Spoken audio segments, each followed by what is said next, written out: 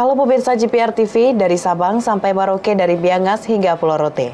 Bertemu lagi bersama saya Bunda Azari Disak dalam Kominfo Newsroom. Halo pemirsa GPR TV.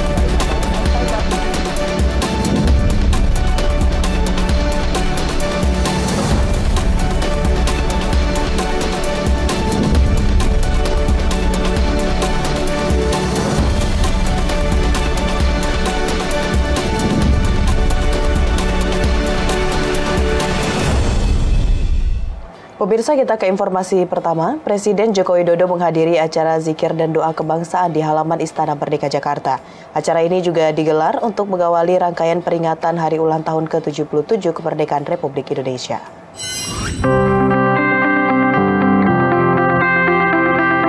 Menyambut Hari Ulang Tahun ke-77 Republik Indonesia dengan tema Pulih Lebih Cepat, Bangkit Lebih Kuat, pemerintah melaksanakan acara zikir dan doa kebangsaan 77 tahun Indonesia Merdeka di halaman depan Istana Merdeka, Jakarta.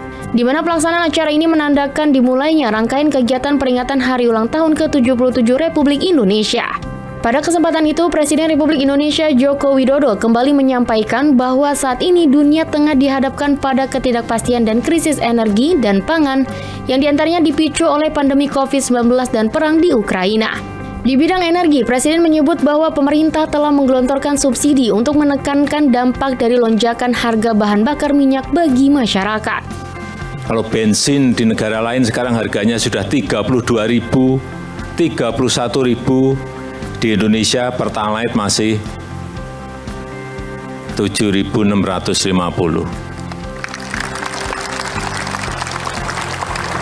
Tapi juga perlu kita ingat, subsidi terhadap BBM itu sudah sangat terlalu besar. Dari 170-an sekarang sudah 502 triliun rupiah. Tak hanya itu, konflik Rusia dan Ukraina juga telah memicu lonjakan harga komoditas pangan akibat tersendatnya pasokan dari dua negara produsen gandum tersebut. Bukan 207 ton loh ya, 207 juta ton. Inilah yang sekarang ini menyebabkan 330 juta orang kelaparan. Lebih lanjut, Presiden menegaskan bangsa Indonesia patut bersyukur karena komoditas pangan stok beras di tanah air masih mencukupi. Sekali lagi, alhamdulillah beras di Indonesia juga masih bisa kita cari dan tidak naik sama sekali. Ini patut kita syukuri. Menutup sambutannya, Presiden kembali mengajak bangsa Indonesia untuk berdoa dan berzikir sehingga bangsa Indonesia diberikan limpahan energi dan pangan. Sekali lagi, marilah kita berdoa bersama, berzikir bersama, memohon kepada Allah Subhanahu wa Ta'ala agar negara kita selalu dilimpahi oleh pangan dan energi dan kita tidak kekurangan akan hal itu. Kementerian Sekretariat Negara kembali membuka penyelenggaraan upacara detik-detik proklamasi untuk masyarakat umum. Kepala Biro Protokol Sekretariat Presiden Yusuf Permana mengatakan, bagi masyarakat umum yang ingin mengikuti jalannya upacara diwajibkan untuk taat prokes dan wajib tes COVID-19. Menyambut perayaan HUT Republik Indonesia yang ke-77, Kementerian Sekretariat Negara kembali membuka penyelenggaraan upacara detik-detik proklamasi untuk masyarakat umum. Masyarakat umum yang ingin mengikuti jalannya upacara diwajibkan mematuhi segala bentuk protokol kesehatan yang telah ditetapkan oleh Istana Negara. Kepala Biro Protokol Sekretariat Presiden Yusuf Permana mengatakan, masyarakat yang datang diwajibkan sudah menerima vaksin booster dan wajib menjalani tes antigen dengan hasil negatif. Selain itu, masyarakat juga harus memindai QR Code Peduli Lindungi yang dipasang di setiap pintu masuk menuju Istana Negara. Tahun ini masyarakat akan kita ikut sertakan secara fisik langsung, namun juga kami menerapkan treatment kesehatan yang sangat ketat. Yang pertama adalah masyarakat tentu saja harus telah divaksin booster, kemudian juga untuk masyarakat umum lainnya kami sampaikan juga untuk swab antigen. Itu menjadi salah satu bagaimana kita menerapkan protokol kesehatan di istana. Jadi sekali lagi kami ingin menjadi contoh kepada pihak eksternal begitu bahwa kami di Istana menerapkan protokol kesehatan yang sangat ketat.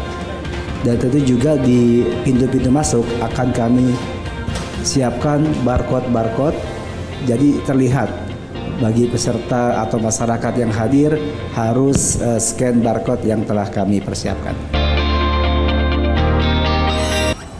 Setelah absen 2 tahun, Istana Negara kembali menggelar Parade Bendera Pusaka dalam rangka menyambut HUT ke-77 Republik Indonesia. Sebanyak 3.000 undangan telah disebar untuk mengikuti parade. Parade ini akan dihadiri oleh para menteri, ketua lembaga, dan para petinggi TNI dan Polri. Istana Kepresidenan kembali menjadwalkan gelaran Parade Bendera Pusaka Merah Putih dari Monumen Nasional menuju Istana Merdeka pada peringatan Hari Ulang Tahun ke-77 Republik Indonesia di Jalan Merdeka Utara, Jakarta Pusat pada 17 Agustus mendatang. Kepala Sekretariat Presiden Heru Hartono mengungkapkan, parade tersebut merupakan salah satu rangkaian peringatan detik-detik proklamasi yang dapat dinikmati oleh masyarakat umum setelah tertunda selama 2 tahun karena pandemi COVID-19. Sebanyak kurang lebih 3.000 masyarakat turut diundang untuk Istana Kepresidenan untuk mengikuti secara langsung peringatan Hari Ulang Tahun ke-77 Kemerdekaan Republik Indonesia. Adapun nantinya perayaan peringatan ulang tahun ke-77 ini juga akan dihadiri oleh para menteri, ketua lembaga, serta beberapa petinggi perwira TNI Polri.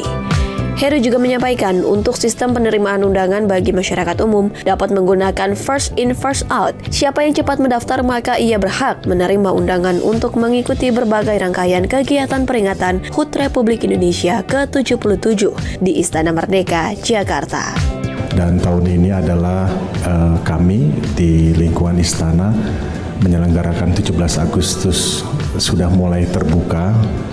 Dan kami akan mengundang para menteri, para ketua lembaga, dan juga beberapa petinggi, perwira tinggi TNI Polri. Dan kita tambahkan pada tahun ini juga kita mengundang masyarakat terbatas, masih terbatas, kurang lebih 1.000 sampai 2.000, kurang lebih 2.000-an pada pagi hari. Dan di 2.000 sampai 3.000 di sore hari. Ditambah kami, panitia, tetap menyelenggarakan secara virtual.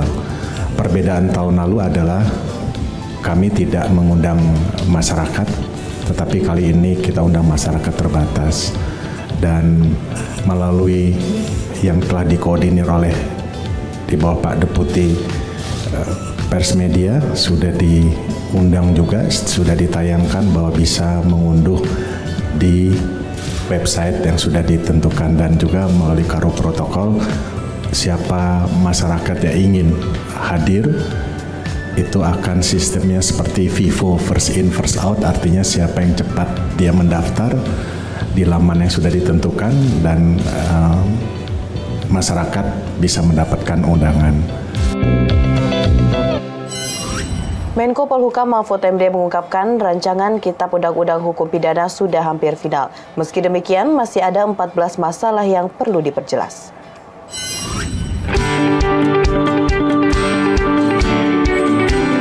Usai melakukan rapat terbatas dengan Presiden Joko Widodo dan sejumlah menteri pada hari ini Selasa 8 Agustus 2022, Menko Polhukam Mahfud MD mengatakan draft rancangan Kitab Undang-Undang Hukum Pidana sudah hampir final dan sudah masuk tahap akhir pembahasan. Mahfud juga menyampaikan pembahasan RUU yang mencakup lebih dari 700 pasal ini sudah memasuki tahap akhir dengan 14 permasalahan yang masih harus didiskusikan. Oleh sebab itu, berdasarkan arahan Presiden, para menteri diminta untuk mendiskusikan lagi secara masif dengan masyarakat. Terkait hal tersebut, Mahfud menyampaikan bahwa pihaknya akan proaktif melakukan diskusi terbuka dengan masyarakat melalui 2 jalur, yakni pembahasan di DPR dan diskusi secara langsung dengan masyarakat. Masalah ini diperhatikan betul dan kita akan mengagendakan baik di gedung DPR maupun di luar gedung DPR, yaitu di lembaga-lembaga pemerintah. Nah, untuk itu kami sudah bersepakat nanti IO atau penyelenggara diskusi-diskusi dan fasilitasi untuk ini akan dilakukan oleh Menkominfo, Menteri Komunikasi dan Informasi, Menteri Komunikasi dan Informatika, Bapak Jone G. Plate. Kemudian untuk materinya nanti akan disiapkan oleh Kemenkumham untuk 14 masalah yang masih dipertanyakan oleh masyarakat untuk lebih dipertajam. Pemirsa, usai jeda kami akan kembali dengan berbagai informasi lainnya. Tetaplah bersama Kopinfo Newsroom.